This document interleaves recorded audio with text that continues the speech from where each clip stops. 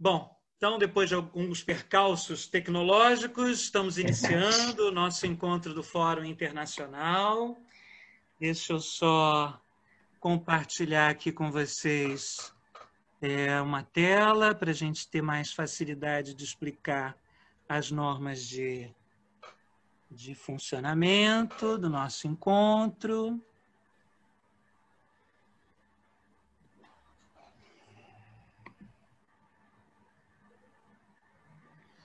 Ah, que bom. Então, hoje não estou me deixando fazer nada, nem compartilhar a tela.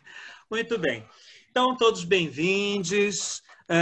Nós estamos no nosso 8º encontro do Fórum Internacional de Psicomotricidade.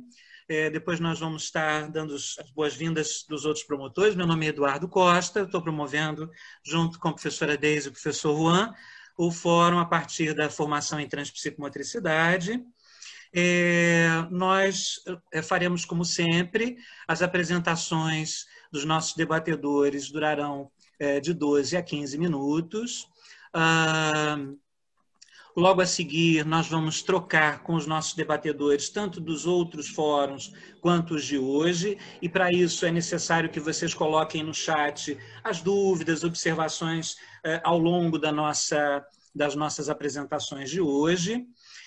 Nós vamos ter apenas uma convidada falando em francês, então nós temos o botão de tradução acionado com o nosso querido Roberto Nascimento fazendo a tradução do francês. Então, quando Ana Milano estiver falando, basta vocês irem até o ícone do Interpretation e lá vocês vão encontrar um botãozinho escrito português.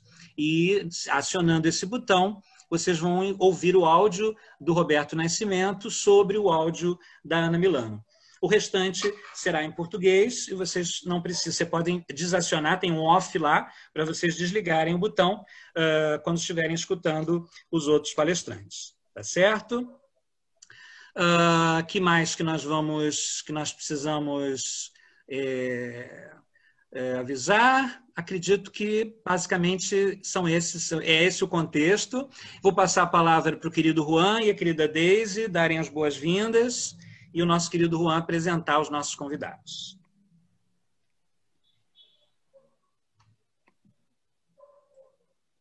Perdão. Boa noite. Eu estou muito agradecido de poder voltar a estar com vocês. Nós já nos conhecemos, nossos palestrantes não necessitam apresentação, mas acho que, dado o tempo, acho que é melhor que eles comecem já a falar, porque o tempo nosso é escasso. Só quero subrayar que en ese encuentro nós vamos a tener participantes que van a mostrar as diferencias de trabajo en psicomotricidade. Y eso es bien importante. As diferencias, increíblemente, son nuestra fuerza y son un motivo de nuestra unión también. El reconocimiento y el respeto a las diferencias. Daisy? Boa noite a todos, né? Boa noite, boa tarde, boa noite mesmo para a maioria, né? Eu queria agradecer a presença de todos vocês, em especial os nossos convidados de hoje, né? E não vamos prolongar, como o Juan mesmo já disse, eu estou aqui representando a Universidade Estadual do Ceará, pelo Centro de Educação, local onde desenvolvemos o curso de pós-graduação. Que todos sejam bem-vindos e que possamos aproveitar o máximo. Né? Como eu penso que todos vocês já devem estar ansiosos para ouvir a palavra, né, de nossos debatedores. É isso aí. Bom, então, sem mais delongas, vamos passar a palavra. Agora, a palestrante Ana Milano vai falar em francês. Então, quem precisar, aciona o botão lá, Interpretation, no botãozinho português, para ouvir a tradução do Roberto Nascimento. Tá certo? Então, dou la parola a Anna Milano. Grazie. Bonsoir à tous. Je voudrais remercier les organisateurs de l'invitation. Je crois qu'il est extrêmement important en ce moment qu'on continue à entretenir des réseaux professionnels. Et je m'excuse parce que je vais lire mon intervention.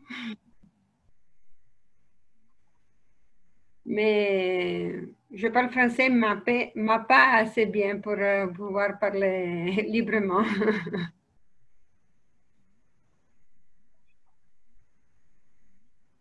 Ce soir, je voudrais vous parler de quelle est la situation maintenant, actuellement en Italie.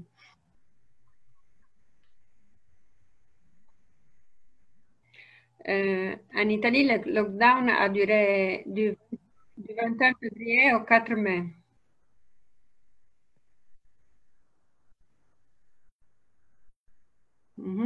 Et pendant la période estivale, on a eu une reprise presque totale des activités.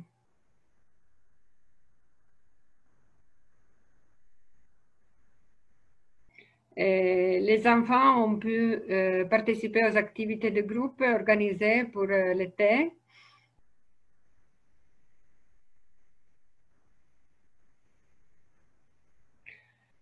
Mais les jardins d'enfants et les centres d'enfants de bas âge ont démarré depuis le début du mois de septembre.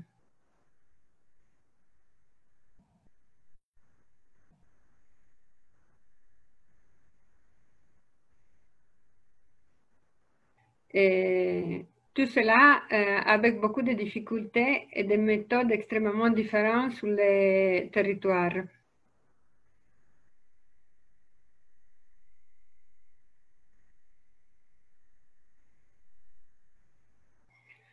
Les enfants jusqu'à 6 ans ne sont pas obligés à utiliser le masque.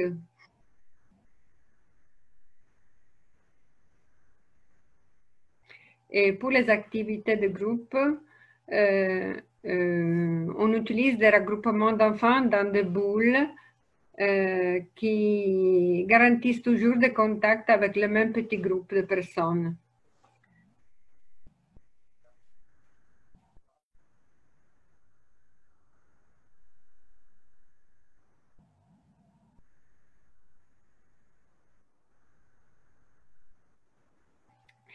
Et ça pour faciliter l'isolement en cas de contagion.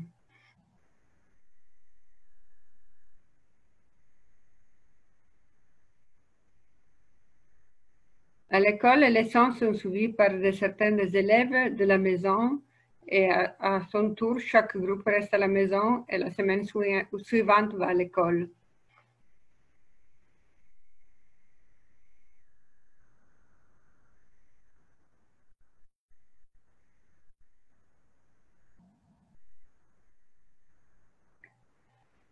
Pour l'instant, la présence de personnel externe au sein de l'école a tendance à être sévèrement limitée.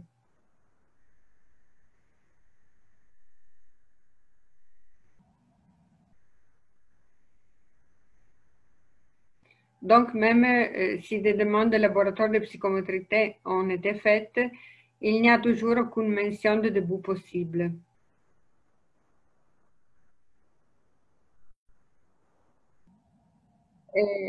On a des demandes de laboratoire de psychomotricité dans les écoles, mais à ce moment donné, on n'a aucune mention de début possible. On ne sait pas s'ils vont commencer parce que...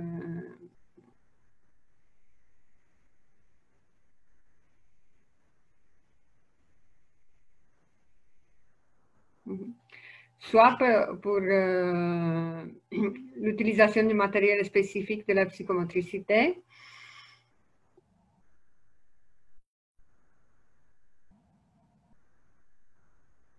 et pour la présence de personnes qui viennent hors de l'école, qui sont hors de l'école, donc hors de la bulle.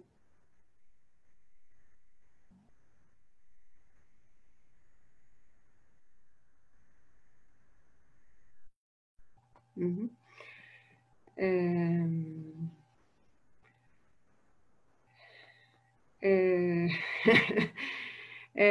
Quant à l'activité de psychomotricienne, pour les psychomotriciennes, celle-ci n'a pas non plus de réglementation très claire.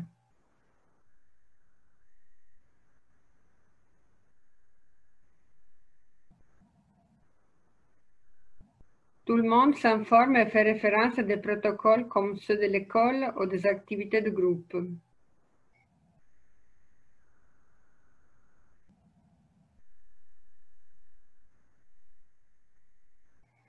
Maintenant, beaucoup d'entre nous ont repris les interventions individuelles et s'organisent pour celles de groupe.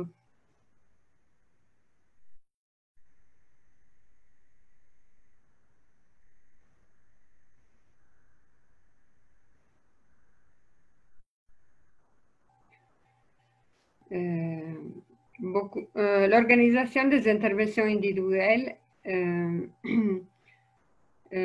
s'organise. Pardon. L'organisation des interventions demande plus de temps car il faut faire signer les formulaires pour chaque séance.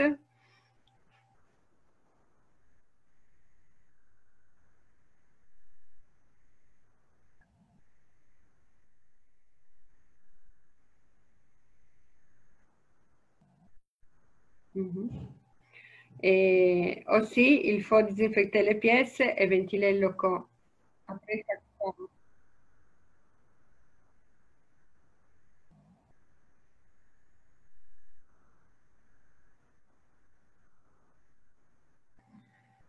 Il y a beaucoup de parents qui ont peur et s'inquiètent et attendent de voir comment se déroulera ce premier mois d'école avant de reprendre les activités.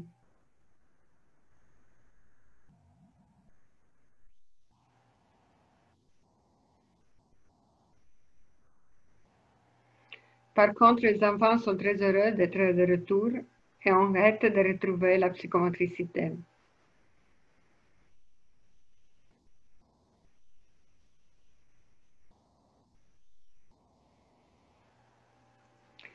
Il y a aussi beaucoup d'enfants qui donnent des signes de souffrance depuis ce mois de confinement.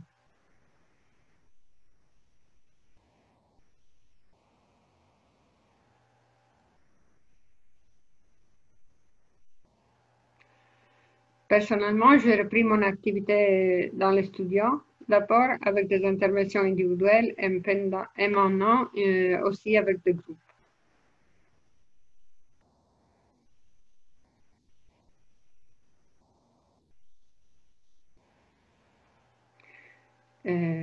Je travaille dans les séances avec le masque.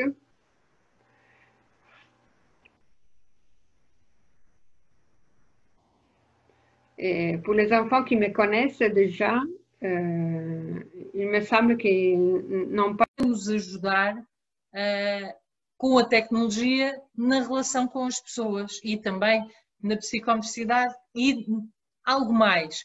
A psicomotricidade não é só o direto, a psicomotricidade também é o trabalho de equipa, os apoios às equipas, o apoio às famílias e, portanto, a tecnologia, e como vemos neste tempo de pandemia, pode ser um bom aliado. Nós temos que usá-lo como um bom aliado e, se calhar, tirar desta lição, a grande lição é nós podermos usar a tecnologia como um mediador, um aliado e não como uma coisa estranha na nossa vida. Temos aqui alguns pressupostos teóricos que já vi na altura da relação entre como é que nós conseguimos identificar as necessidades e as restrições à participação das pessoas e como é que nós podemos alterar isto. E grande inovação nesta altura que eu penso que a professora Leonor teve foi esta ideia de criar sistemas de apoio. E estes sistemas, a partir de um centro de recursos, a partir de um técnico que pode ir e deve fazer a ligação entre as diferentes áreas, desde o serviço de saúde, às escolas, à segurança social. E depois ela falava nas telecomunicações. E isto há 30 anos, as telecomunicações estavam no início. Agora, podem ir lendo aqui o que está escrito, mas de certeza absoluta que nós estamos a anos-luz e já conseguimos fazer muito mais coisas.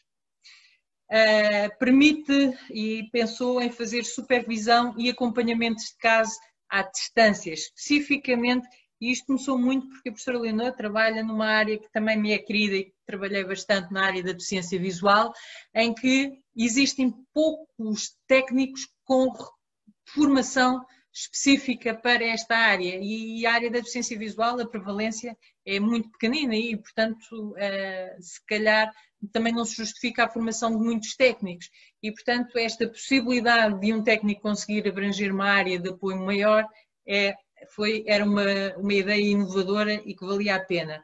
Também aquilo que depois naturalmente aconteceu com a pandemia, a troca, a partilha de experiências entre técnicos, a discussão de casos entre técnicos. Depois eles davam aqui a definição do apoio, o que é o apoio à distância, e a grande inovação dela é porque até então a ideia do apoio à distância era muito baseada naquilo que nós agora falamos do não ser síncrono. Era as coisas que se mandavam por carta,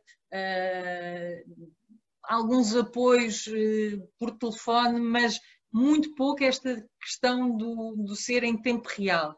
E o tempo real é que nos permite enriquecer. Depois também pensar como é que nós podemos usar a tecnologia de forma a que diferentes pessoas com diferentes capacidades conseguissem usar os materiais. E, portanto, pensar um bocadinho o que é que nós fazemos nas nossas salas de aula. O pensar no som e na imagem que nós transmitimos, nas figuras, nas imagens que nós produzimos, nos gestos e esta riqueza que é a nossa comunicação com o corpo e como é que nós podíamos reproduzir isto para o sistema à distância. Isto também foi pensado e isto foi algo que também nesta pandemia se veio a perceber muito, que é a necessidade de ter sistemas simples.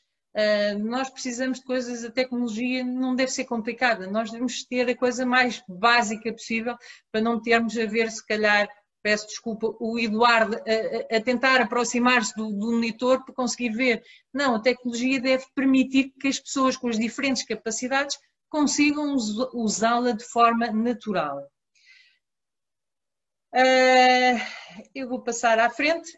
E na altura foi desenvolvido um projeto com a Faculdade de Universidade Humana, com o Inés Caveiro, e devo-me estar a esquecer de mais uns quantos parceiros, com Portugal Telecom, e foi desenvolvido um sistema de videoconferência, aqui já uma versão um bocadinho mais recente dos anos 90, em que temos um computador e, como veem, um monitor daqueles tradicionais gordinhos.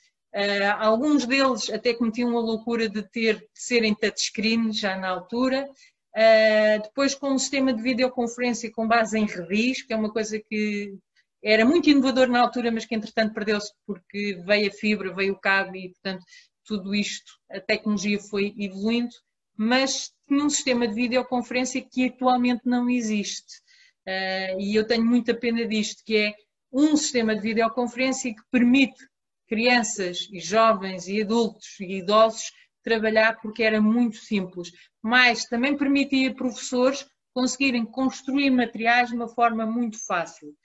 Aqui de uma forma muito rápida, era uma interface em que se via a imagem da videoconferência, a escolha das ferramentas e como vê, ferramentas muito básicas e com imagens que foram escolhidas dos sistemas alternativos de comunicação e linguagem. Depois tínhamos aqui o que nós chamávamos o bloqueador do cursor do aluno, que era a palmadinha pedagógica, quando a criança começava a trabalhar no rato e já ia por todo lado e nós não conseguíamos controlar, bloqueávamos, pedíamos à criança para parar e, portanto, aqui era uma forma de nós controlarmos a interação do aluno. Depois o professor escolhia aqui as imagens.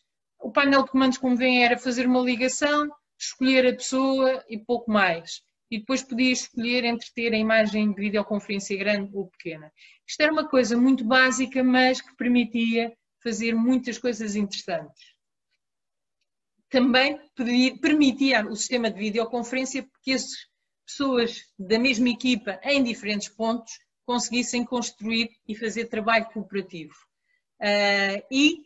Também falava nas áreas, na supervisão e áreas específicas, reuniões, estudos de caso, permitir também serviços de língua gestual.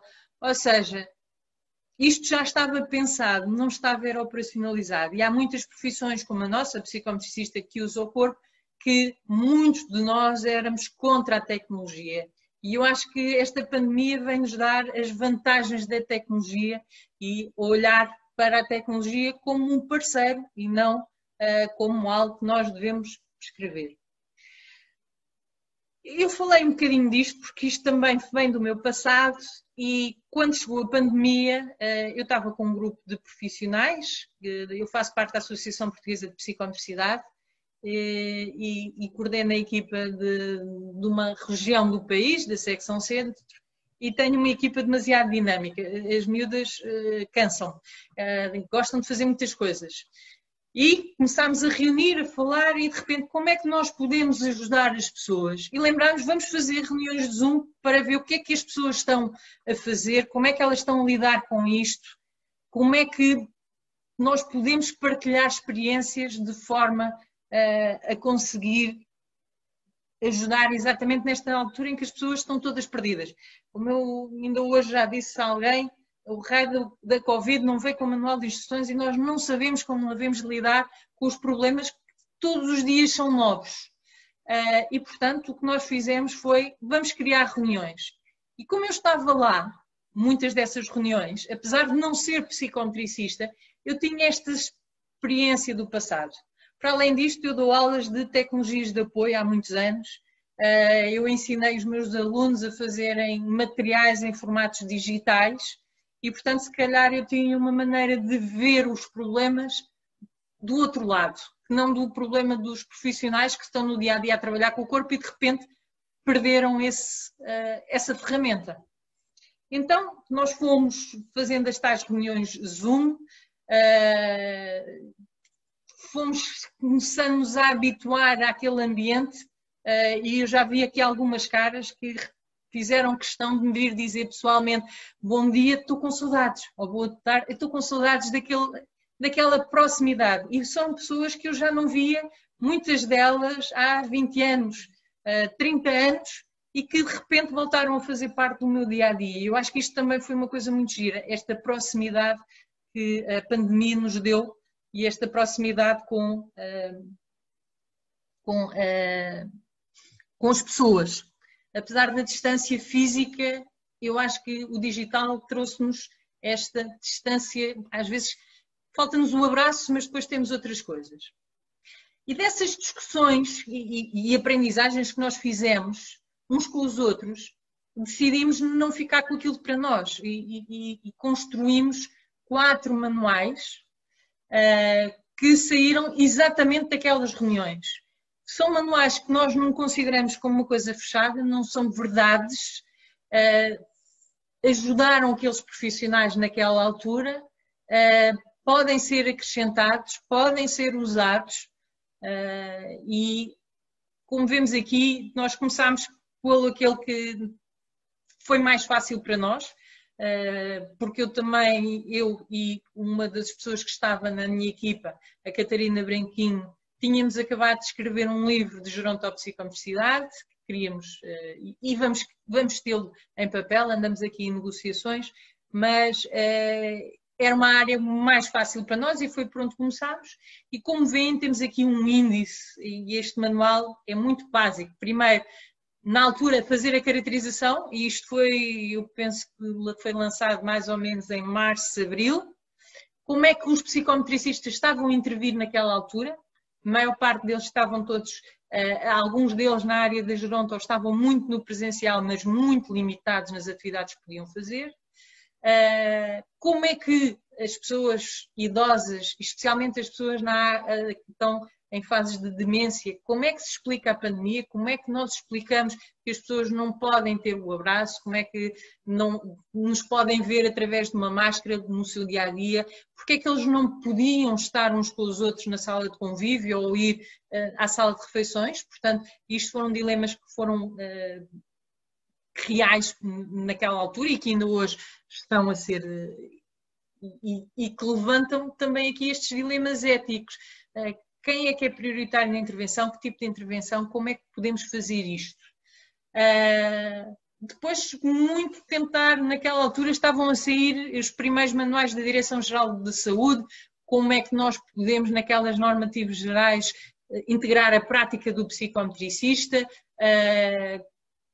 como é que nós devemos adaptar cada contexto. Na gerontopsicometricidade nós dividimos aqui nestas 4 grandes áreas: no domicílio das pessoas, na comunidade, nos centros de dia e nas estruturas residenciais. É interessante saber, por exemplo, que a maior parte dos centros de dias fecharam e só agora é que estão a reabrir em Portugal. As estruturas residenciais fecharam ao mundo, mas muitas vezes, e depois percebemos que alguns dos poucos técnicos que ficaram dentro das instituições foram os psicometricistas pela sua abrangência na forma de intervenção. E depois, como é que nós íamos introduzir a comunicação à distância com a família e como é que uma pessoa à distância, que só pela voz ou com problemas de visão, como é que a pessoa idosa ia conseguir tirar proveito e como é que a família não iria frustrar. Portanto, todas estas preocupações que nós fomos tendo estão espelhadas aqui neste documento. Depois fizemos um guia, e este foi ligeiramente diferente, teve um processo ligeiramente diferente. Nós temos uma professora na faculdade, uma psicóloga, que é a professora Margarida Matos, e que eu resolvi perguntar. Nós começámos a ter de vez em quando muitas questões por causa dos idosos, por causa das crianças, como é que se lida com a morte agora, que nós não podemos ir ao hospital e estar com a pessoa sai e já não volta e não há o processo. Como é que se vai fazer este processo de luto? Como é que isto vai funcionar? E, portanto, com esta conversa resolvi falar com a professora Margarida, como é que nos pode ajudar, e surgiu a ideia deste manualzinho. O que é que se deve fazer? Nós não somos profissionais, nós não somos psicólogos para lidar com o luto. Agora temos as situações, às vezes, a caírem-nos nos braços. E, portanto, o que é que devemos fazer, o que é que não devemos fazer, quando é que devemos perceber que aquele processo de luto é patológico e devemos reencaminhar para outro técnico, para outros profissionais. E, portanto, este manual muito específico para as questões só do luto. E depois, na área específica dos psicometricistas, acrescentámos das nossas conversas estas questões da intervenção do psicometricista na área dos cuidados paliativos, que é uma área relativamente nova em que a maior parte dos nossos profissionais ainda não entrou, mas faz todo o sentido. Somos um profissional com muitas características boas para este tipo de intervenção e possibilidade de pensar em programas de intervenção psicomotora no luto. Depois, e agora já sem nenhuma ordem particular, a psicometricidade com adultos.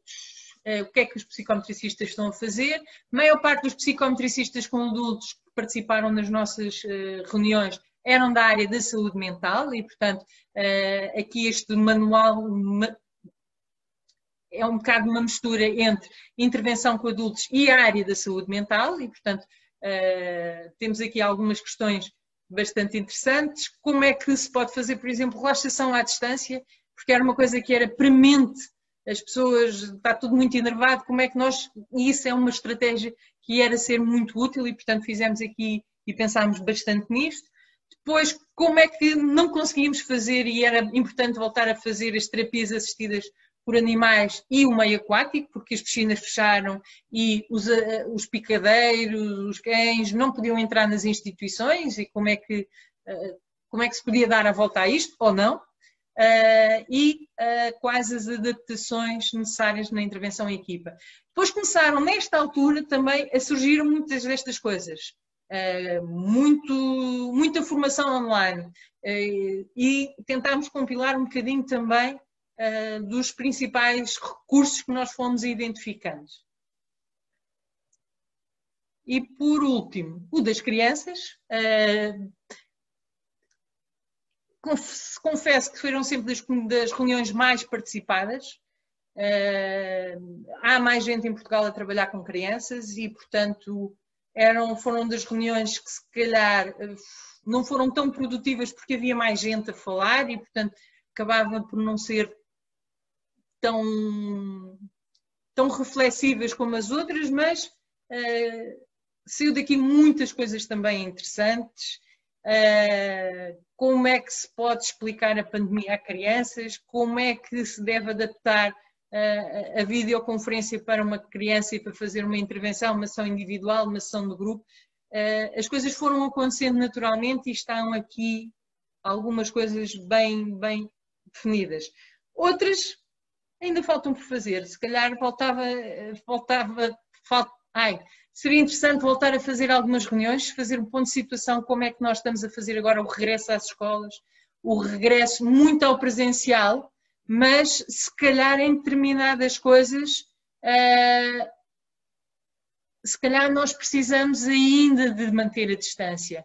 E se calhar falta agora aqui um manualzinho, e que era um desafio que nós gostaríamos de ter, um manualzinho sobre quais são os critérios, quando é que nós devemos mantê-los na presencial, quando é que devemos ir para a distância, quando é que devemos fazer um misto e termos capacidade de fazer decisões informadas, que é uma coisa que isto há 10 meses atrás não se colocava. E, portanto, se calhar precisamos de investir aqui um bocadinho. Eu não vou alongar muito mais, depois se quiserem, este material está todo disponível no Facebook. Eu depois posso colocar aqui os links. O material podem usá-lo, nós não queremos ter direitos de autor, podem adaptar se vocês quiserem, acharem importante à vossa realidade, do vosso momento. Temos aqui pessoas de vários países e eu sei que as realidades são completamente diferentes. Portanto, usem isto como fonte de inspiração. Isto não é um livro de receitas. Isto foi a caracterização e o apoio que nós podemos dar à nossa realidade. Mas eu acho que foi de uma riqueza estrondosa. E, portanto, eu agradeço o convite à Paula de eu ter vindo aqui falar sobre isto. E depois, se for preciso, a gente fala mais um bocadinho. Obrigada. Tinha que acabar com os marretas. Lindos, lindos. Muito obrigado, Cristina, por suas palavras maravilhosas. Com certeza todos têm muito interesse em todos os manuais que foram criados. Eu vi o movimento acontecendo, muito bonito o movimento que vocês fizeram. E agora, então, eu passo para a querida Maria Luísa Inguadiato, do Brasil.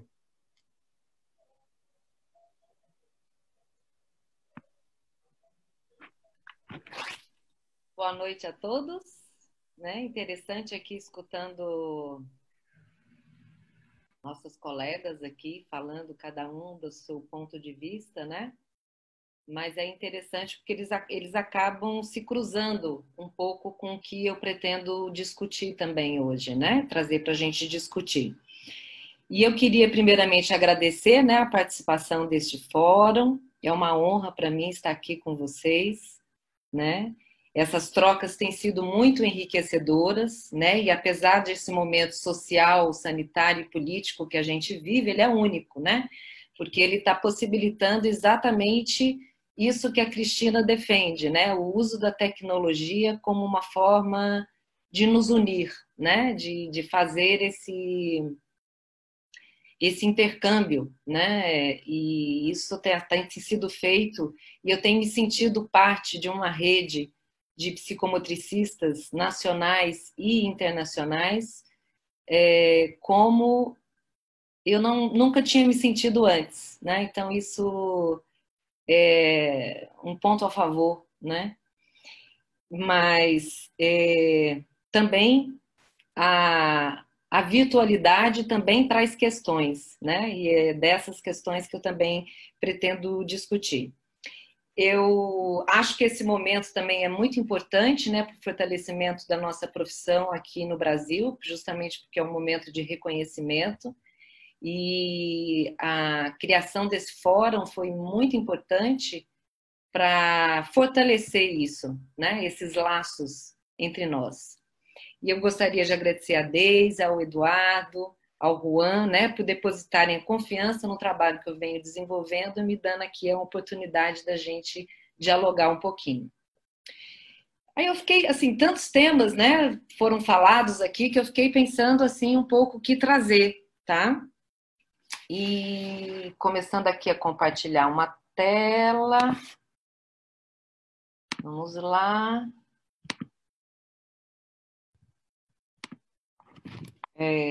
Bom, eu pensei em falar um pouco disso, né? O futuro da psicomotricidade em tempos de excessiva virtualização, né? A gente está nesse momento.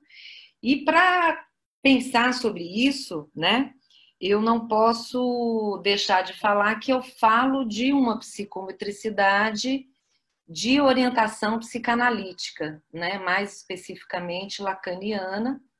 Então, é claro que as coisas que vou estar trazendo aqui é fruto dessa minha experiência e dessa leitura que eu faço diante desse momento da virtualização.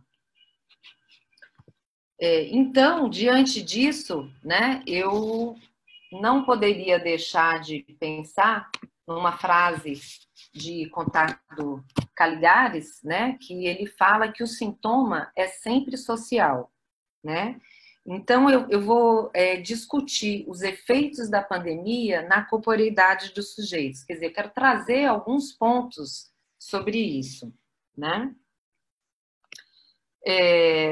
Então, dessa forma, eu vou entender que o sintoma ele não é separado, né, dos determinantes simbólicos de uma época, né? O que o José Ângelo Rodrigues Ribas também tem falado bastante, né, sobre a questão do corpo político, né? Eu acho que isso também é bem importante.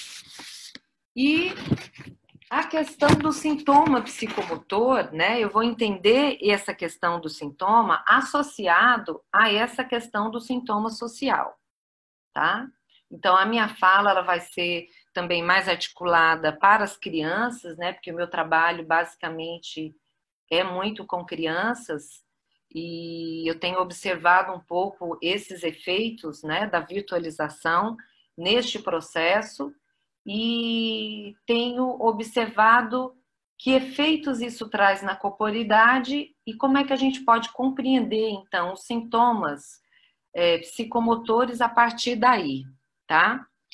Então, eu vou entender o sintoma psicomotor como uma forma de responder com o real da imagem à fantasmática da criança, entendendo a fantasmática como um lugar que se estabelece a lógica da relação primordial do sujeito com o objeto perdido, né?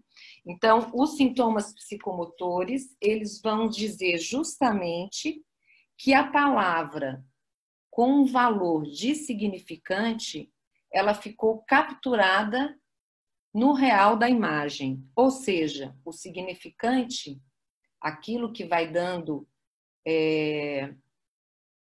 um nome, né, que vai constituindo a corporeidade da criança, ela fica ligada a um excesso de sentido, né, deixando de apresentar uma característica fundamental que é a polissemia, né? Então, isso eu acho importante a gente pensar na questão da virtualização, como em alguns momentos ela achata, né, as possibilidades da criança de desenvolver várias possibilidades, né, vários significantes circulando sobre a sua corporeidade, né? Isso é uma coisa que eu tenho visto bastante na clínica. Claro, eu não estou falando do uso da tecnologia como eu não estou criticando o uso da tecnologia, mas eu estou falando do excesso, né, dessa tecnologia e o que isso proporciona na corporeidade, tá? Então, eu vou entender também o sintoma, pensando nessa lógica, né, como um dizer no corpo ou pelo corpo, um significante metafórico, uma tentativa de dizer a verdade do sujeito, um efeito do simbólico no real, que aparece como um desajuste tônico-emocional, uma desorganização psicomotora, uma instabilidade, uma inibição. Então, uma forma de falar das inscrições da imagem do corpo e dos seus desdobramentos. Bom, então, se eu estou pensando o sintoma psicomotor como um sintoma ligado ao social e como uma possibilidade de metaforizar, né? Ou uma dificuldade, talvez, de metaforizar, né? Eu gostaria de trazer o conceito de Begès, né? De Jean Begès, do corpo receptáculo, né? E nós pensarmos um pouco o que essas palavras, né? Confinamento, distanciamento, isolamento, o que essas palavras produzem de efeito no corpo, né? No corpo da criança. No corpo de todos nós, né? Mas mais especificamente pensando um pouco nas crianças, né? E também dessas novas configurações da virtualização para as crianças e suas famílias, né? Porque com toda essa pandemia nós estamos tendo tudo virtual, né? Então é uma nova forma de poder estar, né, nas relações ou de não estar nas relações, e as famílias também, né, tendo que dar conta de todo o processo educativo, né, e inclusive dando conta também do seu próprio trabalho, né? Como é que fica isso, né? Então, muitas vezes a criança vai encontrar um adulto fisicamente presente, porque eles estão em casa, né, em trabalho remoto, mas psiquicamente ausente, né, porque eles estão também, em alguns momentos, nessa tela virtual. Então, isso vai trazendo questões, né, para a gente pensar. Porque esse excesso de virtualização, né, ele pode criar um efeito imagético, né, quer dizer, um colamento na imagem, e se há um colamento na imagem, um colamento no signo, né? Sem dar a possibilidade de uma circularidade de significantes que possam representar a imagem do corpo, né? Então eu vejo muitas crianças, muitas vezes elas vêm coladas numa representação binária, né? Numa representação daquele joguinho que ela está jogando, que reproduz daquela mesma forma, então ela quer brincar daquilo, ou um desenho que ela está vendo, né? Sem ter um descolamento, né? E uma produção de outras significações, né? Essa pode ser uma questão para a gente pensar. Não digo que isso acontece com todas as crianças, eu não estou querendo generalizar em hipótese nenhuma, mas questões para a gente pensar mesmo. E até antes mesmo dessa pandemia, né, a Julieta Jerusalinski já reunia, né, um grupo de psicanalistas e pessoas interessadas discutindo essa questão da intoxicação eletrônica, né? E aí eu gostaria de fazer um paralelo, né, com o que o José Ângelo Ribas anda também assim, escrevendo e falando na minha escuta, né, que eu venho acompanhando um pouco desse processo de descorporificação, né?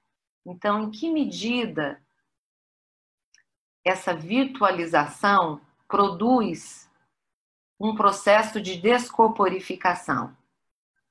Né? Acho que não é uma afirmação, mas é uma pergunta, tá? E aí, assim, alguns pontos para a gente pensar. Um primeiro efeito, né, que eu acho, é nesse imaginário infantil, né? A criança, por sua vez, ela vai, se eu parto do pressuposto que há um efeito no imaginário infantil e que pode haver um empobrecimento, né, nós poderíamos pensar que as saídas subjetivas que as crianças encontram no seu brincar como uma forma de dar conta da sua fantasmática estariam comprometidas, né? Claro que isso vai depender de uma reserva subjetiva de cada criança, ou seja, da forma do momento psíquico em que ela se encontra e do momento do seu funcionamento, como é que ela consegue gerenciar suas emoções e afetos, né? Como é que ela encontra em seu corpo pulsional um recurso para uma saída, né? Dessa questão que margeia, que nos coloca nessa bolha, né? Como os nossos colegas estavam falando, tá? Mesmo que seja de uma forma como uma manifestação somática, como uma manifestação psicomotora, como um sintoma psicomotor, tá? E junto com isso, o Esteban Levin, né, vocês veem que ele já vinha discutindo isso, como essa questão das intoxicações já era uma questão discutida há muito tempo, né, em TV 2007, a Julieta também falava disso já há muito tempo. Ele fala desse acoplamento do imaginário, tá? Então ele diz que o efeito desse acoplamento nocivo consiste em novos modos de percepção e experiência corporal, onde não mais é a criança que gera novas imagens com seu corpo, mas exatamente o contrário. As imagens puras, completas e virtuais das telas geram um corpo, né? Então, para a gente pensar nesse reverso. E aí eu fico me perguntando como é que se produzirá então as representações, né, para a imagem do corpo, para a imagem de si mesmo, nesse momento de excessiva virtualização, né? Quais são os efeitos que isso nos traz? Aprofundando um pouquinho mais essa questão, né, das intoxicações eletrônicas, a Julieta traz uma contribuição interessante, que ela fala que há um bombardeio sensorial que satura o nosso sistema perceptivo. Então, essa quantidade de estímulos perceptivos vão modificando o modo que nós nos regulamos, né? E para isso também seria necessário intervalos temporais, para que a gente pudesse realinhar a nossa cadeia discursiva, a nossa cadeia associativa, né? E esses excessos de imagem e de formas reduzidas de comunicação textual poderia nos mostrar que a relação tempo e espaço muda, né? E se muda, ela também muda também a forma de representação, tá? Já esse outro autor, né, o Christian Dunker, que é um outro psicanalista também, ele fala de uma coisa interessante, que é a superoferta de presença, né? Então, o dispositivo social, ele entra para tamponar, muitas vezes, obviamente que não é sempre, mas a falta, né?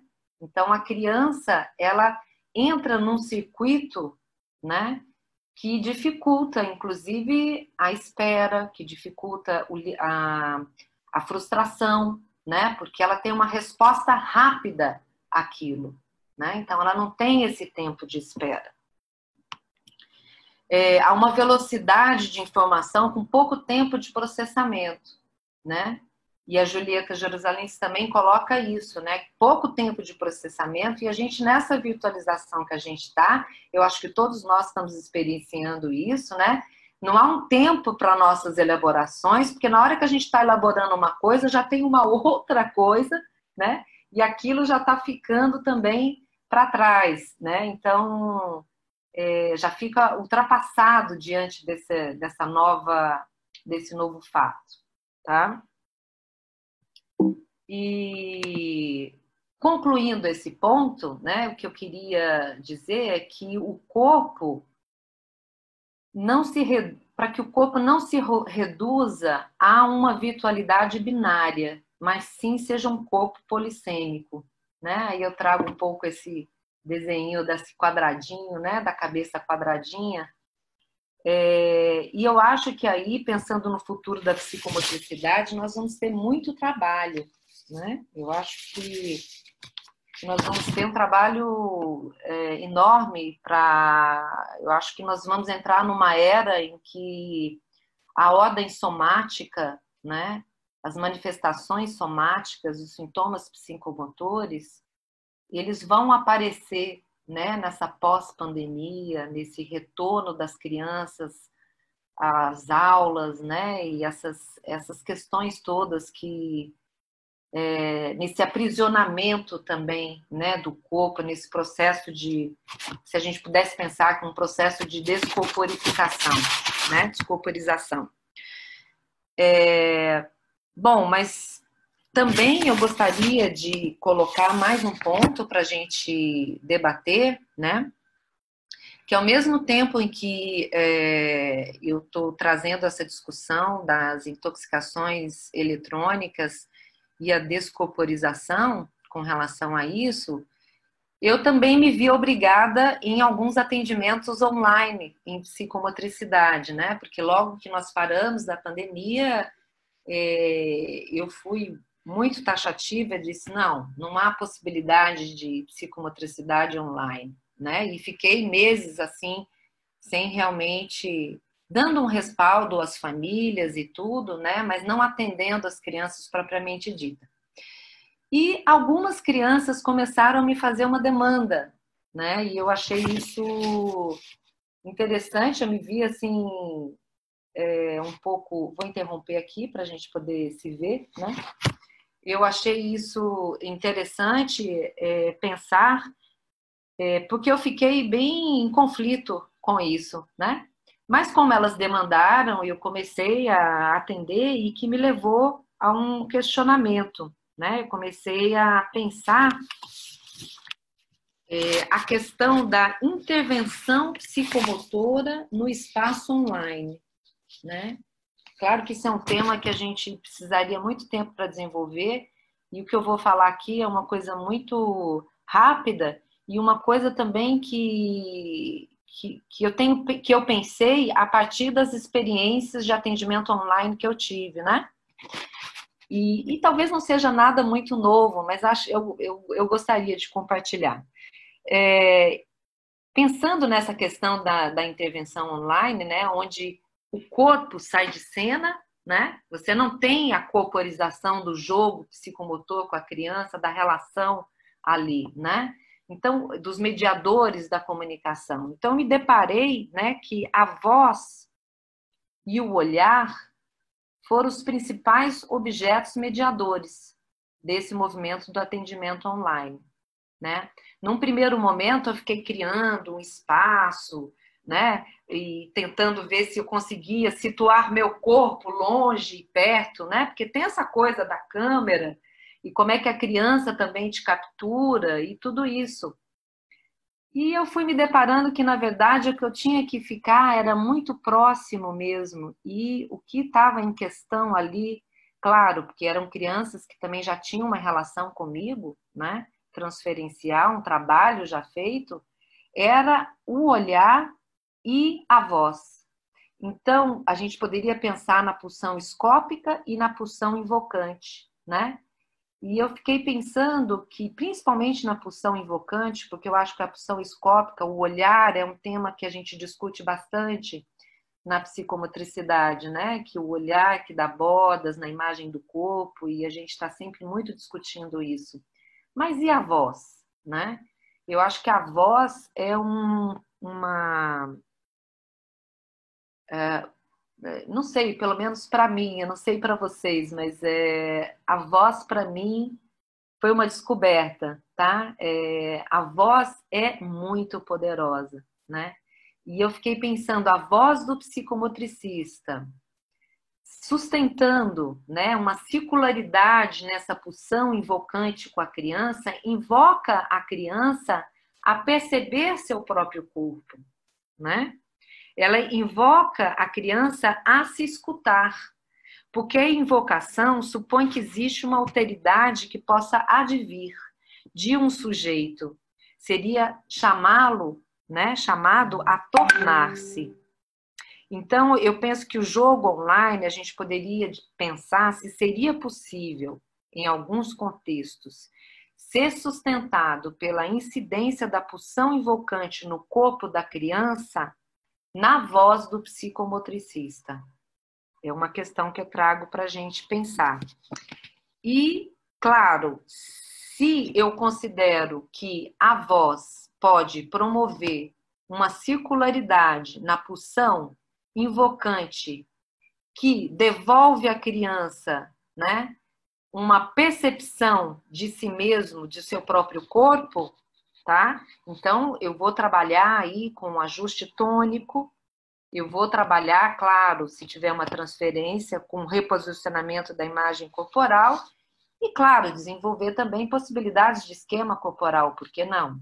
Né? A criança, pela sua voz, pode ser guiada a isso. Bom, era isso que eu queria trazer. Não é um tema que eu tenho... é um tema que eu estou aprofundando, na verdade, né? Que foi, como contei, a partir de uma experiência. E isso só deixou para mim mais claro, né? Que só reforçou, né? Que a incidência da fala do outro no corpo da criança, né? Então, poderíamos pensar, o corpo é escrito na linguagem. Se ele é escrito na linguagem, né? A voz do psicomotricista tem um lugar bem importante aí, tá? Querida, te agradeço demais, tua intervenção lindíssima. E vamos então abrir agora para as perguntas dos nossos participantes de hoje. Professora Deise, temos perguntas no nosso chat? Não, temos alguns comentários de nossos debatedores. Acho que eles poderão falar diretamente, né? Perfeito. Então vamos abrir para os nossos debatedores de todos os fóruns. A palavra é de vocês.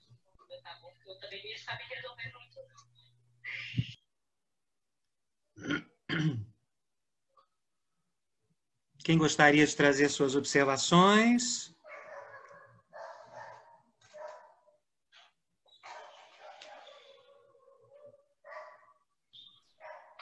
Estou aqui lendo aqui os comentários. Perfeito. Patrícia quer falar. Patrícia? Sim, pode falar. Gracias, Paula. Bueno, espectacular, maravillosa la presentación, muchísimas gracias. Y yo también me vi en la urgencia de tener que seguir atendiendo a mis pacientes que ya llevaba un tiempo con ellos. Le llamo acompañamiento psicomotriz porque no es psicomotricidad claramente, sino está el cuerpo presente. Pero una de las cosas que me ha sorprendido es que la empatía existe igual. Algo pasa con la mirada y con el sostén de la voz y el sostén de la mirada que contratransferencialmente, que nuestro cuerpo resuena tónicamente con el otro. No entiendo por qué ni cómo, no lo entiendo aún. Pero se tramitan cosas psíquicas sin lugar a duda. Y lo que también me llama mucho la atención es que los niños, de hecho, por ejemplo, cuando son pequeños, cuando uno se despide, abrazan el computador. Se acercan y abrazan el computador. Y lo otro que me ha llamado mucho la atención es cómo quedan colgados de su propia imagen en la pantalla. Creo que eso está devolviendo una imagen como la imagen en el espejo, esta imagen especular, que también pasa en la sala de psicomotricidad. Son todas cuestiones que experienciales, pero no tengo respuesta. No tengo respuesta aún. Gracias. Patrícia, posso comentar um pouquinho? Claro, querida. Eu acho muito interessante isso que você traz, né? Quando você diz que a criança abraça, né, o computador, né? Eu também tive experiências lindíssimas, né, dessa forma, nessa nuance, né? Onde, embora a presença física não estivesse, mas ela está ali, né?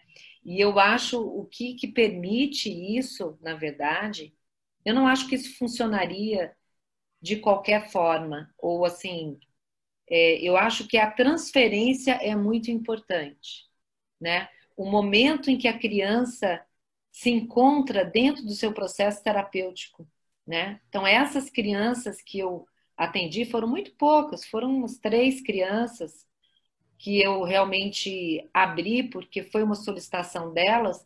Elas estavam num momento terapêutico muito importante e elas continuaram dali, né? Então, eu considero que a transferência é muito importante. Eu não acho que... Eu não me vejo, eu não acho ou eu não me vejo, né, com a possibilidade de fazer isso como uma avaliação psicomotora, uma criança nova, alguma coisa. Para mim, acho que seria muito, assim, eu não me vejo assim, né? Teria dificuldades, eu teria dificuldades. Mas com as crianças que já tinham uma relação transferencial e um momento da transferência que se passava, né, onde o que elas estavam trabalhando também me permitiu, né, a voz e o olhar ser muito presente.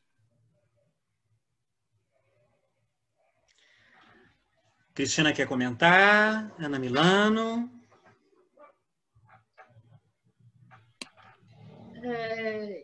É giro esta questão da voz. E eu agora vou trazer uma outra experiência do meu passado.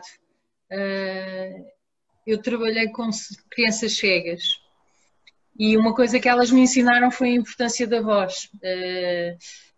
E eu tinha um miúdo que era muito giro, que era um miúdo, os meus alunos todos já ouviram falar dele, era um miúdo que era traquinas, é um menino de rua. E eu trabalhava em contexto de piscina, que é um contexto muito barulhento. E ele fazia-me coisas que eu, pronto, tinha que ralhar enquanto adulto, porque ele fazia amonas aos colegas, ele chapinhava, ele fazia 30 por uma linha, mas tinha graça. E eu zangava-me com ele, mas realmente achava-lhe piada. E ele ensinou-me que a minha voz zangada estava-se a rir. E a partir daí eu comecei a tomar atenção à voz e às nossas nuances da voz. A forma como nós expressamos a nossa voz transmite muito mais. E eu acho que agora também as pessoas com a experiência das máscaras começamos a perceber isso. A nossa voz é um indicador e nós não estávamos despertos para isso. É um indicador de boa disposição, má disposição, de autoridade, menos autoridade, transmissão de calma. Eu acho que muitos dos profissionais trabalhavam a voz no sentido das aulas de relaxação, mas era uma ferramenta que não era usada realmente na sua potencialidade. E aquela criança cega a mim ensinou-me o poder da voz e uso, se calhar, e abuso um bocadinho durante as minhas aulas, porque eu acho que é uma ferramenta que nós temos e normalmente não olhamos para ela nesse sentido. E, portanto, às vezes as pessoas com diferenças ensinam-nos alguma coisa de interessante. E depois de ouvir esta comunicação da Maria Luísa, eu lembrei-me deste menino que me ensinou isso, e é nas minhas aulas também, agora à distância, porque eu dei aulas no ensino superior aos meus alunos, continuámos no ensino à distância e foi interessante também perceber pela voz deles, conseguir perceber se estavam num dia bom, se estavam num dia mau. O desligar da câmara também foi um indicador de, às vezes, aquela pessoa que tinha sempre a câmara aberta, naquele dia não estava com a câmara, estava com a câmara fechada, não participava da mesma maneira, a voz não soava da mesma maneira, e foram indicadores que eu depois percebi que aquela pessoa não estava bem e consegui fazer ali um momento de relação. E, portanto, eu acho que nós, às vezes, estarmos confinados aqui este quadradinho, pode nos ajudar a tornar, às vezes, melhores profissionais e descobrir algumas coisas. Já agora também, apesar de eu perceber que estabelecer a relação através de um ecrã é complicado, as crianças fazem de maneira muito mais intuitiva e muito mais natural. Um exemplo nem se passou comigo, foi com uma colega minha, com a Beta, uma criança que na altura lidou com um computador, que não era uma coisa da sua realidade, era uma criança com baixa visão, e que tinha um monitor gigante, era uma daquelas televisões grandes de 17 polegadas, portanto, era assim uma coisa volumosa. E quando começou a conhecer a Beta, a professora Beta que estava do outro lado, de repente começa a andar à volta do monitor e a gente não percebia porquê. E ela só perguntava, onde é que está a porta? E a gente dizia-lhe, a porta está atrás de ti. E ela continuava, ia à porta atrás de ti. Não está aqui. E depois ela começou e olhava e ia à procura da porta onde é que a Beta tinha entrado para dentro do computador e para aquele monitor. O computador tornou-se uma personagem real para ela. E, portanto, a relação que as crianças estabelecem com os monitores é diferente daquela que nós estabelecemos. E, portanto, se calhar, enquanto psicometricistas, também temos que perceber o lado e a maneira como as crianças constroem as relações com os adultos, que são ligeiramente diferentes. Eu acho que isto também é uma coisa interessante de nós pensarmos. Maravilhoso. Outras observações dos nossos debatedores? Fiquei pensando em cima da fala de Cristina, né? E também de Maria Luísa, da diferença de uma criança submetida às telas e uma criança que se empodera através das telas, né? Então, quando há uma liberdade de ação e uma transformação possível, né, de toda a estrutura de comunicação através da tela, me parece que aí a gente consegue algo mais próximo da nossa intervenção, né, algo mais potente em relação à comunicação, essa ação em comum, né? Quando a criança tem esse poder sobre a tela e a partir disso tem essa ação que é sinônimo de transformação, né? Então, acho que é um pouco diferente daquela situação que a gente assistia, né, da criança confinada em uma tela que a submetia, né, uma tela que servia como uma espécie de chupeta, uma espécie de amortecedor, né? Mas no momento em que ela se apropria da tela, em que ela nos leva, né? É muito interessante, eu também não tenho atendido crianças virtualmente, mas dou supervisão, e uma das minhas supervisandas narrou uma experiência muito interessante, onde a criança pega o telefone, né, na sessão com ela e faz todo um percurso de jogo muito semelhante ao que ela costumava fazer nas sessões presenciais, né? Só que com o acréscimo de levar a terapeuta a lugares da casa, a ângulos de olhar para a família, coisas muito interessantes, tomando aquele telefone como se fosse o próprio corpo do psicomotricista, né, da psicomotricista, e se utilizando dele nas suas metáforas, nas suas ações, nas suas transformações, nas suas comunicações, nas suas denúncias. Então, realmente, a criança tem essa capacidade, né, de se adaptar muito rapidamente e se utilizar dos meios que ela tem, né, para poder ser ajudada. Mas, sem dúvida, acho que desses encontros todos, a gente percebe que a grande dificuldade, na maior parte das vezes, é a recepção de crianças novas, né, de fazer uma avaliação psicomotora, de poder receber uma criança nova que ainda não tem vínculo conosco nesse lugar e nesse espaço, né? Mas parece que algumas pessoas estão conseguindo algumas estratégias nesse sentido. E quando a criança se empodera, volto a dizer, eu acho que é algo de outra instância, diferenciado daquele momento que a gente estava tão preocupado, né, da criança ser engolida pela tecnologia. Poderia falar um pouquinho? Outras observações? Eu queria continuar no que você falou. Eu já disse outras vezes que a gente está tendo um grupo de estudos exatamente desse atendimento. Primeira coisa, Maria Luísa teorizou algo muito importante para nós, né? E dando principalmente prioridade a essa questão da escuta e do olhar. Mas eu quero pegar por essa via do atendimento inicial. Uma das pessoas do grupo, São Paulo, Fátima Gonçalves, atendeu uma criancinha de 1 ano e pouco, né? Que os pais ficaram desesperados porque a menina não andava e estavam começando a dar um diagnóstico de autismo para a menina. Não tinha nada disso, né? Então, como que ela fez a mediação essa vinculação? Primeiro, a vinculação com os pais. E, através dessa vinculação com os pais, ela foi pedindo aos pais que filmassem a criança em vários momentos da vida e mandasse para ela. Então, essa mãe que estava assim, muito desesperada, mandava 80 vídeos para ela, vídeos pequenininhos, mas eram muita coisa, né? E a coisa mais bonita, ela passou para nós alguns momentos, como que essa criança, através da intervenção do que a Fátima falava com os pais, ajudando a acolher aquela criança, como essa criança começou a andar, a explorar o mundo, a ser sujeito, rapidamente. Na questão de 3 meses, a coisa estava tão boa, assim, tão tranquila, que os pais resolveram, inclusive, viajar para a praia com a menina. E aí ela ficou sem ter muito contato nessa época. Mas eu acho que assim, a gente tem que ter criatividade, né? Não é só essa questão de manter a tela como uma interação, porque realmente é completamente diferente. Uma criança abestalhada, vendo filminhos ou joguinhos na televisão, e uma criança interagindo com alguém que tem principalmente essa questão da melodia da voz, né? Que eu acho que é uma das coisas básicas, que é o que a doutora já falava, a sutilidade das percepções. Então, a criança vai ser alcançada por toda aquela polissemia, pela coisa polifônica da nossa voz, e ela vai nos trazer isso também.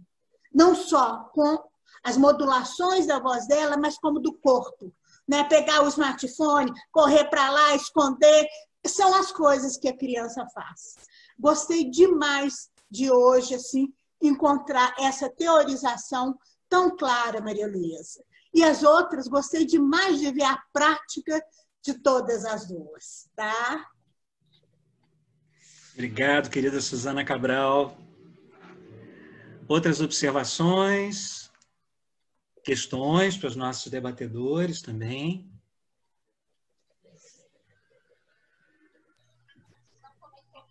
Hoje não, Nivaldo.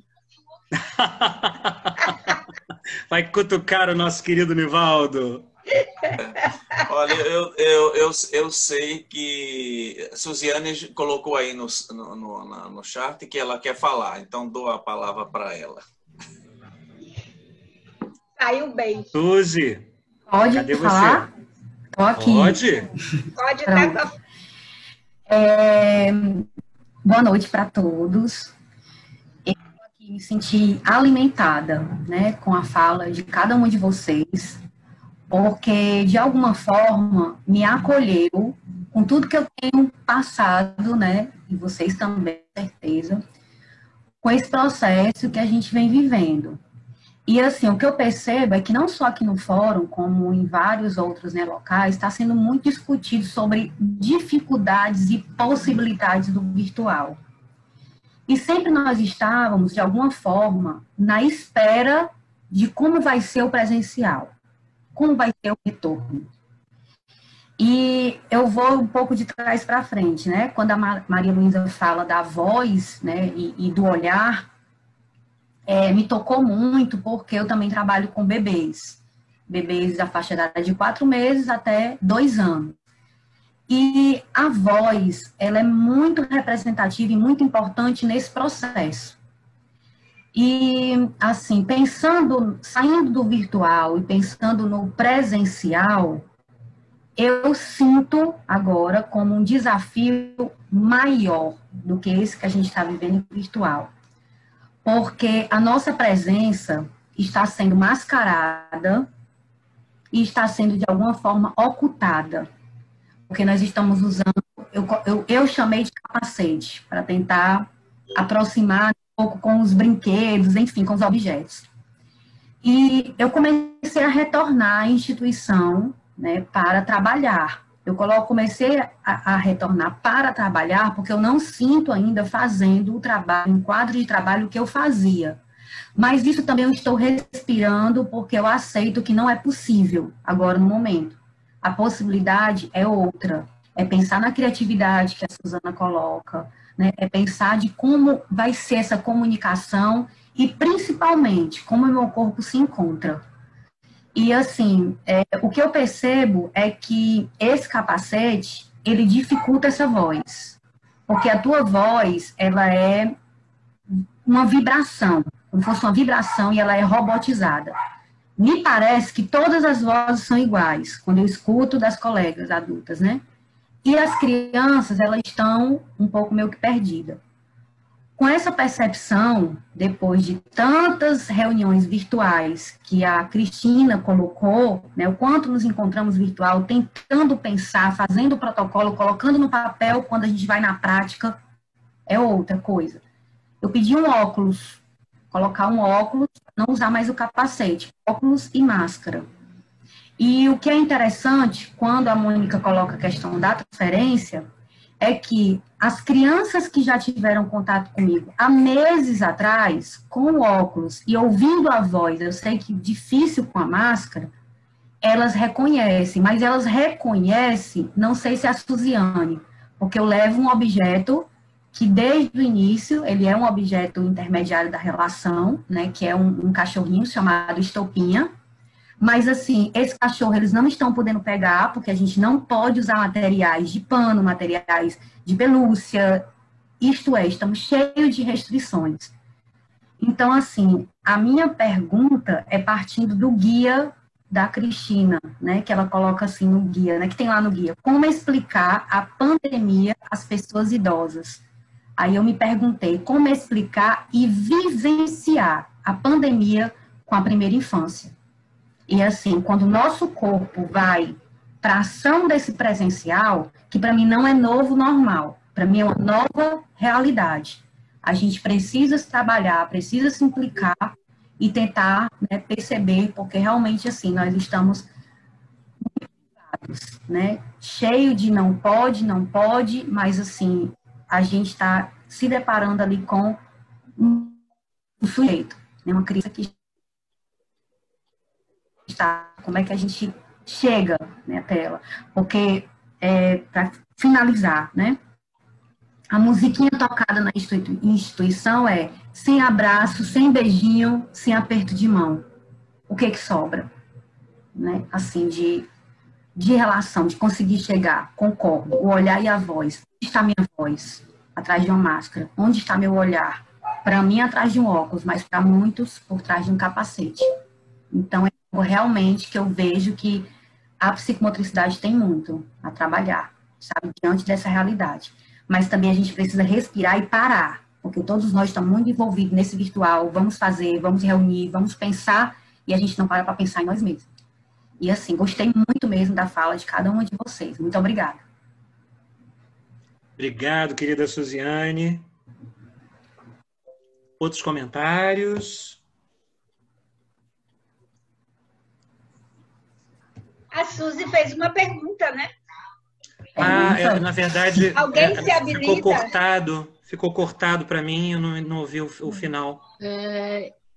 Eu vou deixar aqui a minha apresentação, que tem os links, e nós vamos, se calhar, colocar os links também na vossa página, os links dos manuais. Nós refletimos sobre essas questões de como explicar a pandemia. Eu estava ali agora a reler, e uma das coisas interessantes que nós sugerimos e que foi surgindo é as crianças, por exemplo, desenharem a pandemia, como é que estão a viver o corpo, como é que estão a viver o outro, para nós percebermos quais são os verdadeiros problemas, porque o que nós achamos enquanto adultos que são os problemas não é a mesma coisa, e portanto representações como plasticina, artes plásticas, faz de conta, pode ser um veículo para nós conseguirmos interpretar bem e então conseguir explicar esta ausência de beijinho, de bracinho, de contacto. E, portanto, porque se nós explicarmos de forma igual para todos, usarmos a mesma canção para todos, provavelmente alguns deles não vão perceber. E, portanto, eu acho que esta foi uma das mensagens que nós temos. Está no manual e se depois tiverem ideias e sugestões, depois enviem-nos. Bem, alguém me está aqui a dizer que não sabe o que é plasticina no Brasil. Massinha. Agora sim, pronto, o que é interessante Cristiane, quando eu questionei a questão, quando a gente vai para a prática, né, a gente se depara com isso, são crianças muito pequenas, né, que a questão do desenho em si ainda não, mas assim, a tinta, a massinha sim, mas é algo que está proibido. A gente não se usa massinha, a gente não se usa tinta, né, então assim, até essa expressividade está sendo complicado por conta disso. Dentro dos protocolos, usar esse tipo de material, não. Mas não podem usar daquelas massinhas que são feitas em casa e, portanto, não são reutilizáveis? Se a massinha for individual, se a massinha for usada individualmente, Suzy, não há problema. O problema é quando ela é compartilhada. Não, para usar individualmente. Mas assim, lá assim, não está sendo... Pronto, lá não está sendo usado, porque as crianças estão levando os seus objetos, né? Ou então alguns outros têm, mas tem que ser de plástico e limpos, né? É nesse sentido aí. Claro. Assim. Outras observações, comentários, perguntas? Vera Matos? Isso. Querida Vera. Oi, pessoal. Tudo bem? Espetacular nosso encontro de hoje. Estou apaixonada. E, Cristina, você agora tocou num ponto importante. A gente está fazendo uma pesquisa, eu e mais uma colega que tem um centro de estimulação, feita com as crianças. Nós perguntamos, colhemos 100 depoimentos de crianças sobre a pandemia. O que elas estavam gostando mais, o que elas estavam detestando e o que elas queriam fazer assim que terminasse a pandemia.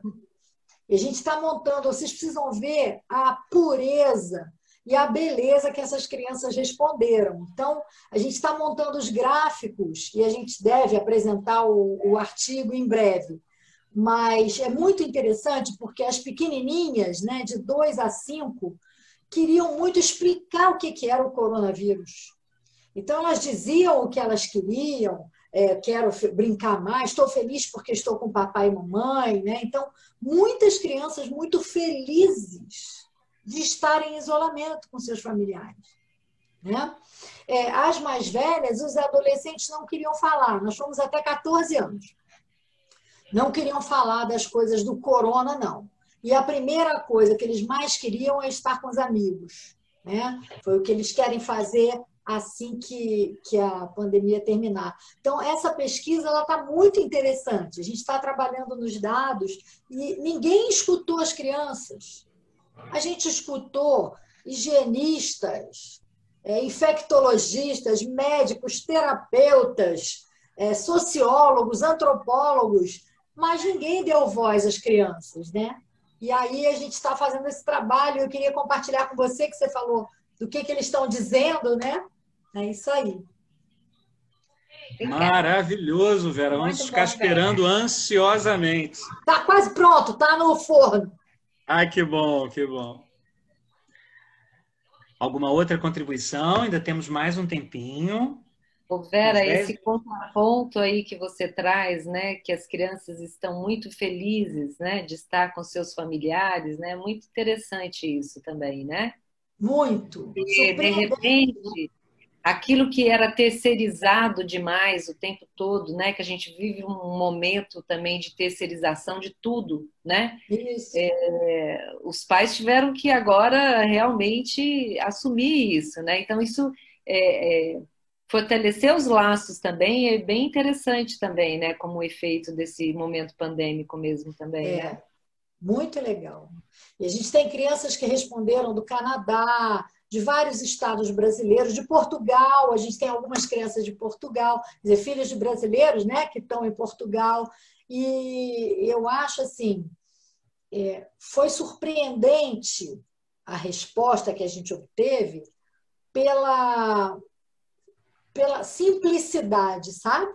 De como a criança estava vendo o que nós todos estávamos vendo como um cataclisma planetário, né? Como que eles estavam vendo aquilo com uma dimensão menor. E me lembro da Alexandrine, Paula, no nosso encontro, que disse que na França, né, o governo francês estava culpando muito, deixando as crianças muito culpadas. Por quê? Porque os pequenos eram os grandes transmissores. Então, eles não podiam sair à rua, porque iam voltar para casa e transmitir para os seus avós, para os seus pais, enfim. Ela contou até o caso de uma paciente que disse assim, eu estou com medo de sair porque eu vou pegar o coronavírus e vou passar para o meu pai é velho e eu vou matar meu pai. Então, que a fantasia era um pouco essa. E agora, eles contando do prazer de estar em casa, em família, né? É bastante bacana essa impressão que eles estão nos passando. Essa pandemia realmente nos traz tantas reflexões diferenciadas e tantas emoções simultâneas, né? Porque, sim, muitas crianças estão mais felizes, ao mesmo tempo houve um aumento vertiginoso de violência doméstica contra a mulher, ao mesmo tempo houve um aumento vertiginoso de violência contra os idosos, contra as próprias crianças. Então, realmente, a gente tem uma situação tão multifacetada, né? Que é difícil a gente olhar por um ângulo só, né? E achar que há uma linearidade, porque há uma multiplicidade, há uma simultaneidade de situações muito, muito intensa, né? Vamos ter que lidar com essa multiplicidade de uma forma ou de outra, enfim. Estamos assistindo alguns movimentos acontecendo, pelo menos em relação às violências, né? Tentando minimizar essas violências, mas... Não só as violências, mas também os bandidos que estão se aproveitando e roubando, trapaceando, enganando. Cada vez que a gente liga a televisão, mais um golpe aparece. É verdade, é verdade. No Brasil, nós estamos vivendo um momento muito trágico, realmente, né? E não sabemos, pelo menos no Rio de Janeiro, a perspectiva de reabertura é uma coisa totalmente ilusória, a gente está com aumento de casos novamente, a Europa novamente se fechando, né? A Inglaterra se fechando, então temos ainda muitos desafios para encarar. Eduardo, eu quero... Fala, Nivaldo. Quero parabenizar a Ana Milano, a Cristina e a Maria Luísa pela apresentação, né, e pelas provocações muito grandes.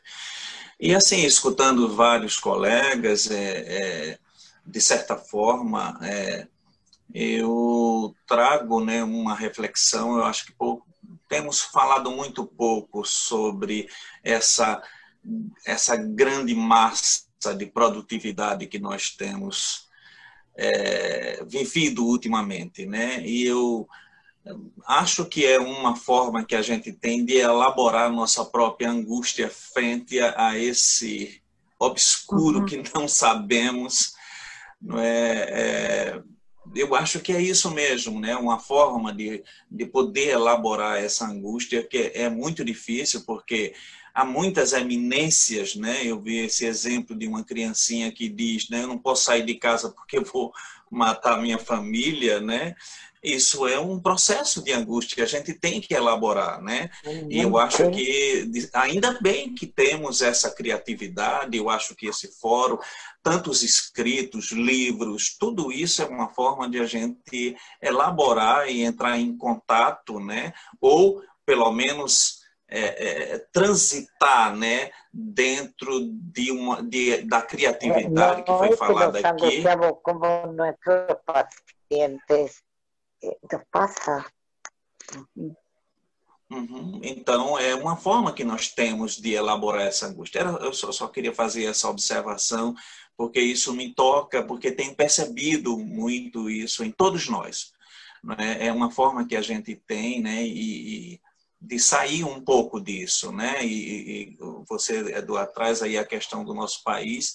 Temos muito que elaborar, né? Com tantos discursos que eu digo o enunciado do sem sentido, né? Que eu acho que é o que mais enlouquece, que é exatamente o enunciado sem sentido para ninguém. Não tem coisa mais psicotizante do que os enunciados sem sentidos que a gente escuta o dia a dia. Eu agradeço a apresentação de todos aqui. Parabéns a todos. Obrigado, querido Nivaldo. Quem gostaria?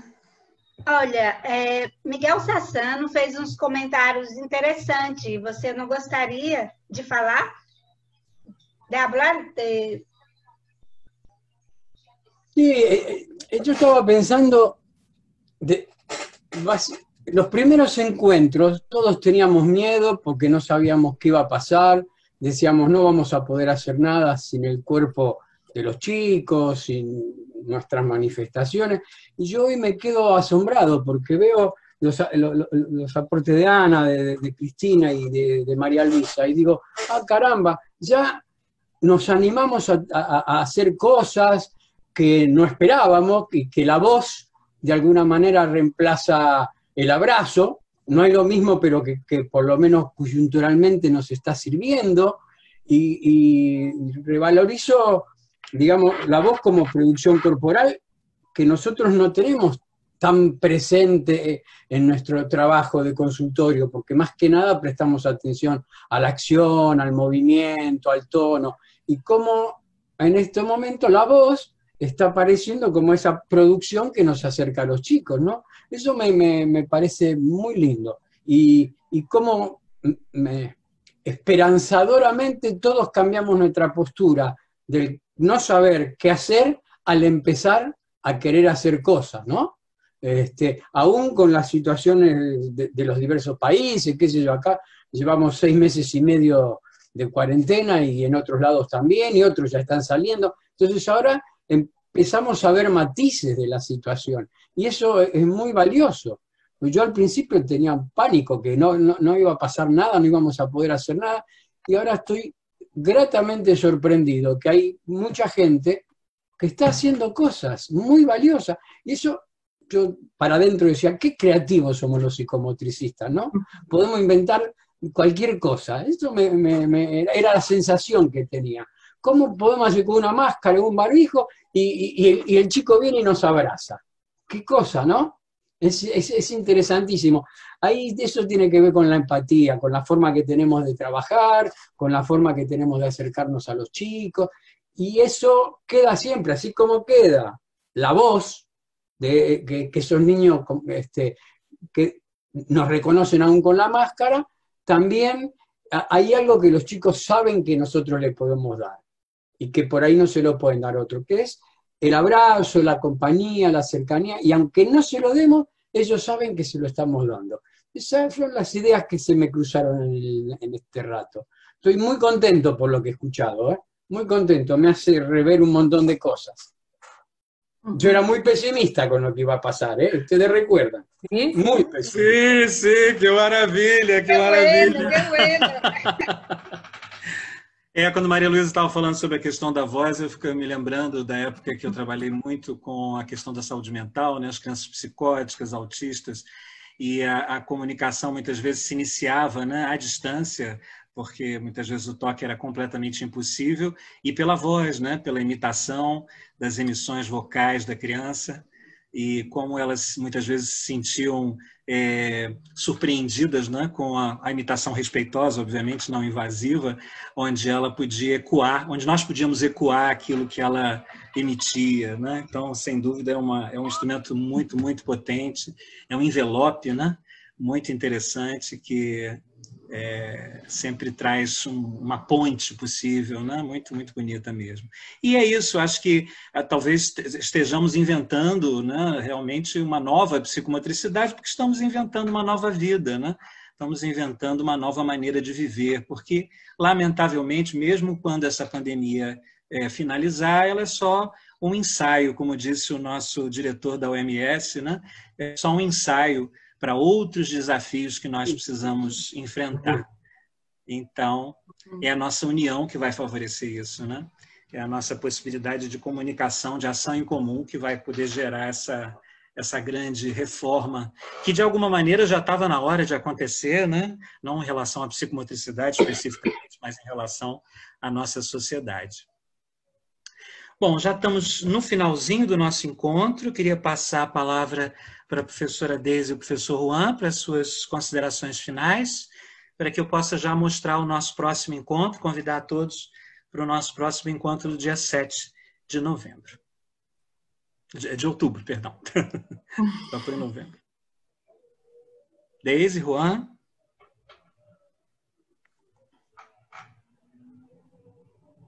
Pode falar, Juan. Está aguardando. Eu estava esperando que você falara, mas falou eu. Eu acho que, novamente, as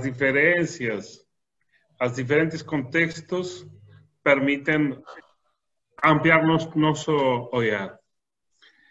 Eu gostei muito das exposições das três convidadas e acho que também a interdisciplina amplia a especificidade da psicomotricidade.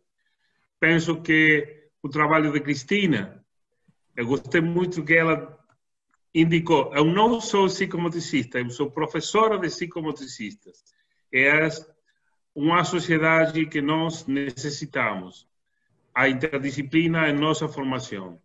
Essa interdisciplina aparece aqui, neste fórum, hoje, através de Cristina, através de Ana Milano, que ela tem uma ampla formação e relação com a educação italiana. Ela pertence a uma associação educativa de psicomotricistas que trabajan en la educación en interdisciplina todos los días a nivel de las escuelas. También Ana tiene una amplia experiencia en un trabajo interdisciplinario. Y nuestra querida brasilera María Luisa, que ela trabaja todos los días bien perto y junto a los psicoanalistas. Es un lugar que se llama Lugar, en Bahía. Allí, você puede olhar un hilo de interdisciplina que fortalece la especificidad da psicomotricidade. Y tem también un olhar sobre uma interdisciplina que construye diversidade. Eu felicito a nossos palestrantes que já formam parte desse grupo interpaís,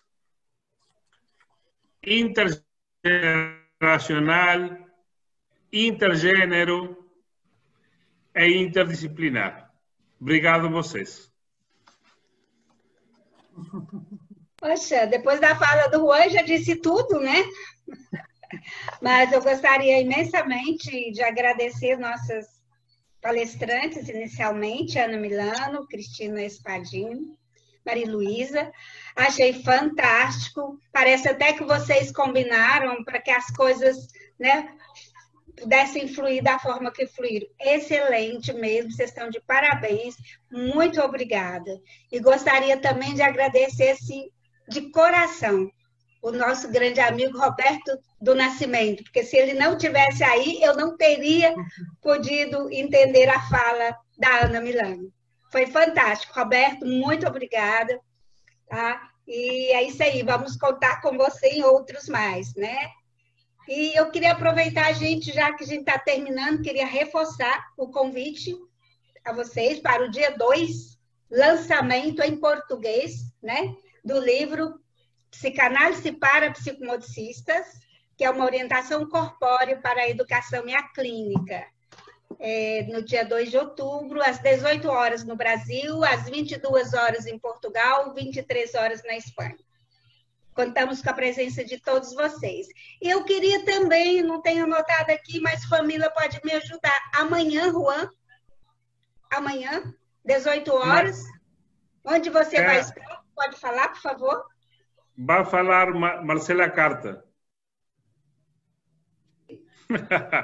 Da manhã, de tu universidad. Perfecto, sí, perdón, no había entendido. Sí, mañana a las 18 horas de Argentina tenemos una cátedra abierta con Juan de invitado, quien va a disertar sobre la intervención con adultos. Así que es una instancia sumamente importante para nosotros. y es una oportunidad donde a partir de una cátedra, se puede dar difusión al campo adulto, y hemos tenido récord de inscriptos y de interesados, así que, y también vamos a tener traducción en simultáneo lengua de señas, porque es una universidad donde se forman también profesores de educación especial. Así que, bueno, estamos muy contentos y agradecidos com Juan. Maravilhoso. Obrigado você. Já temos programa para amanhã e também para o dia 2 de outubro.